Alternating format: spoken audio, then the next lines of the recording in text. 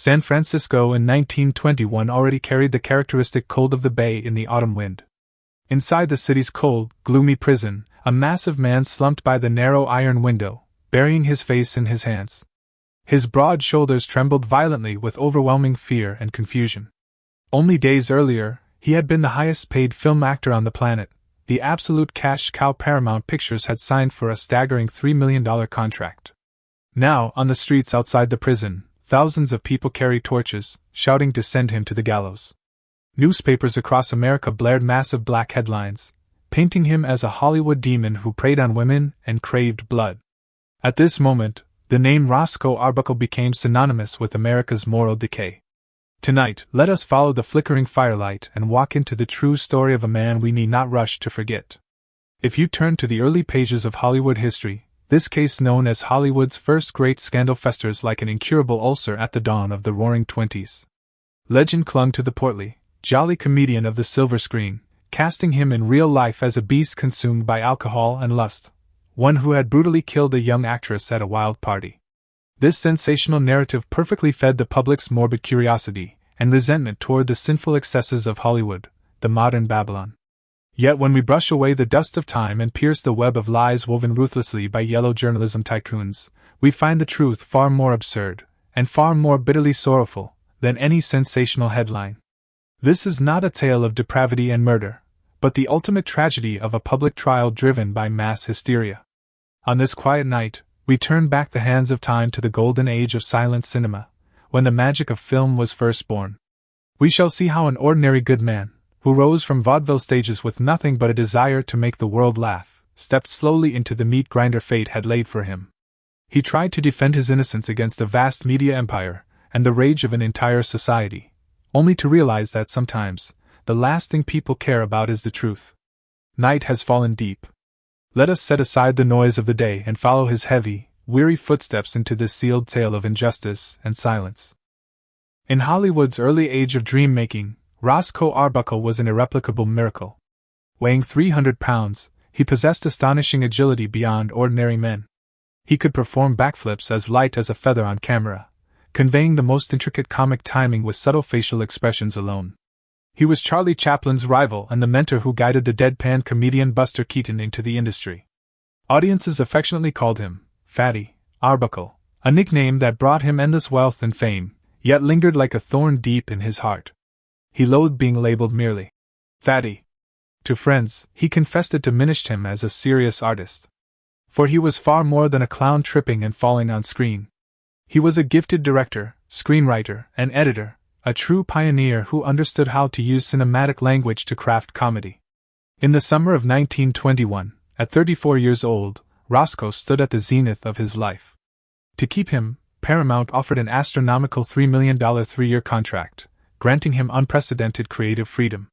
To celebrate this historic milestone, and escape the exhaustion of back-to-back filming, Roscoe decided to spend a relaxing weekend in San Francisco over America's Labor Day holiday in September. He drove his custom, eye-catching Pierce Arrow luxury sedan north with two friends. He believed wine, laughter, and relaxation awaited him, unaware he was opening the gates to hell with his own hands.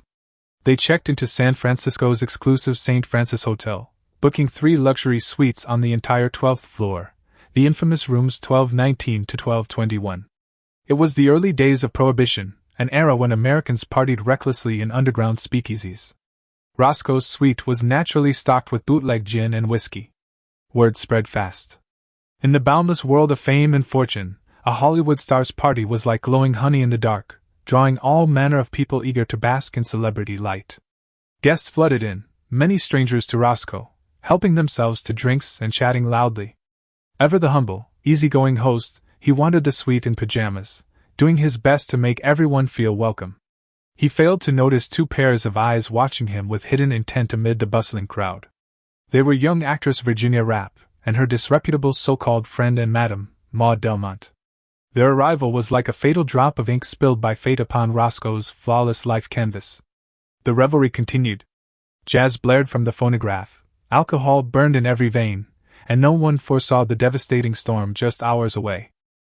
By the afternoon of September 5th, the party spiraled out of control amid excessive drinking. Pieced together from later court records, Roscoe retreated to his private bedroom, room 1219, to change clothes and head out. Minutes later, Virginia Rapp followed him inside, and the door closed shut. What happened behind that locked door remains one of the most perplexing mysteries in American legal history, a lifelong nightmare Roscoe could never escape. Some 10 minutes later, blood-curdling screams echoed from the room. When guests rushed inside, they found Virginia writhing in agony on the bed, tearing at her clothes and wailing in torment. Confused and panicked, Roscoe tried to calm the distraught young woman.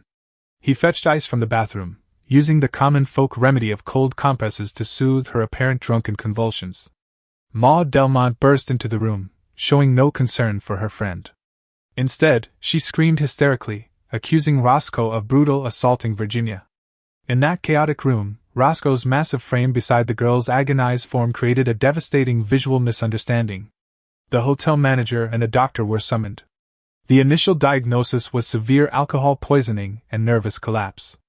To avoid scandal and protect the studio's reputation, Roscoe covered Virginia's expenses for another hotel room to recover, then left San Francisco weighed down by unease.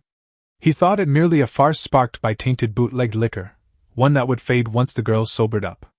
4 days later, however, Virginia Rapp died in hospital from peritonitis caused by a ruptured bladder. The moment she drew her last breath, the hidden villain revealed its fangs. Maud Delmont, who had long made a career blackmailing Hollywood celebrities, saw an unprecedented chance to get rich. She immediately reported to police, claiming the 300-pound Roscoe Arbuckle had violently assaulted Virginia in the room with brute strength and a blunt object, causing her fatal bladder rupture. It was a sensational tale perfectly feeding the public's fantasies of Hollywood's decadent luxury and debauchery. Without thorough forensic examination or investigating Delmont's sordid background, police swiftly issued an arrest warrant for Roscoe. When officers handcuffed him at his Los Angeles home, Roscoe remained utterly stunned and bewildered. He knew nothing of Virginia's chronic cystitis, nor how prior illegal abortions had left her internal organs fragile beyond repair.